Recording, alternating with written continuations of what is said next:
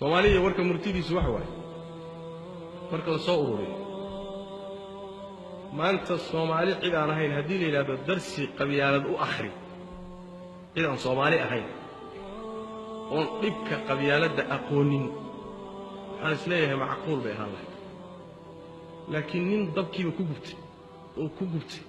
oo ku murxay u sheeg dabka waa lagu gubtaa kawar war dabka waa lagu gubtaa maanta dhan ku cilal wuu gubtayba waana murxayba sooma tawfiiq ilaahay baa inaga maqan mooyee laakiin faham qabyaaladeed inaga ma maqan soo sidaas ma masaladu tawfiiq ilaahay baa inaga maqan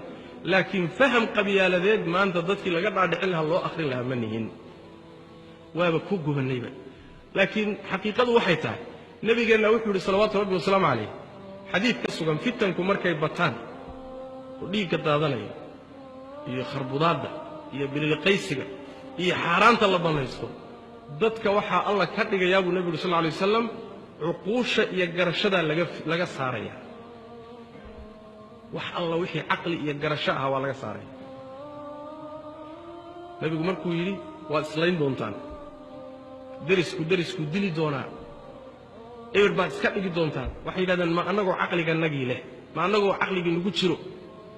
ma wuxuu dadka waqtiga imaan doona xuquusha laga qaadi doona ilaahay tabaaraka wa taala wixii khayr hayna waafaji xoolaha waxa la yiraahdaa ariga iyo xoolaha ninkii raaci jiray waa garanay xoolaha markaad ariga foofiso oo aad soo daajiso oo isagoo duurka daaqaya ay dawaca gasho ama waraabe galo ama jiifa galo oo uu neef ka reebto oo arigu dido cararo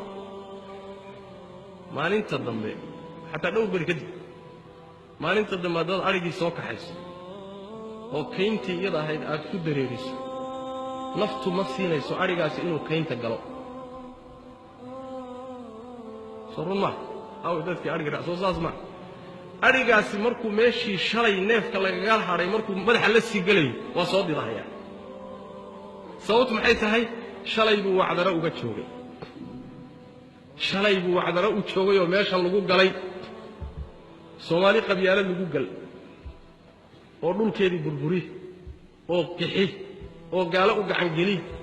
oo dhowr iyo 20 sano ka badan rafaad iyo qurbo ku noole oo diintoodii adduunyadoodii baabay haddana ma cadaalika ariga didaya xataa waa noqon lahayd ariga didahayo meeshii shalay balaayadu ku qabsaday ka didahay xataa waa noqon lahayd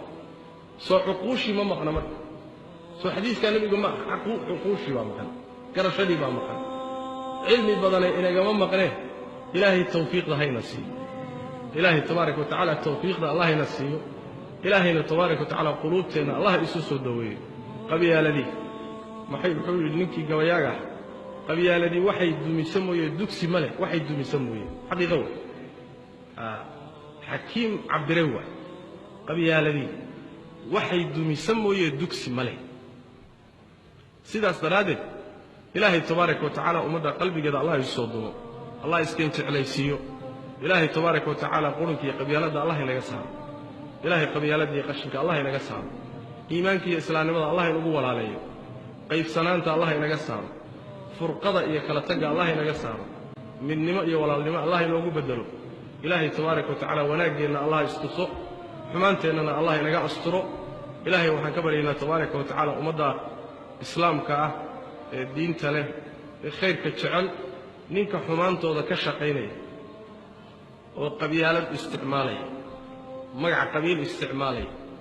oo isku burburinay oo masaalixdeeda seejinay ninka ilaahay haduusan hanuun la damcin ilaahay haduu hanuun la damcayna soo hanuuniyo haduusan hanuun la damcinna reerku dooni ha noqday Allah halaago aamin da ninku dooni ha noqday ummadda ninkii xumaan la rabo oo qabyaalad ku dhex wada oo burburinaya oo masaalixdeeda iyo midnimadeeda ka horjeeda ilaahay waxaan weydiisanaynaa tabaaraka wa tacaala hadduu hanuun la damco u qorayn inuu soo hanuuniyo hadduusan hanuun u qorin inuu ummadda uga raaxeeyo ilaahay taasaan weydiisanaynaa tabaaraka wa tacaala kelimada inta aan ku soo gabagabeeyo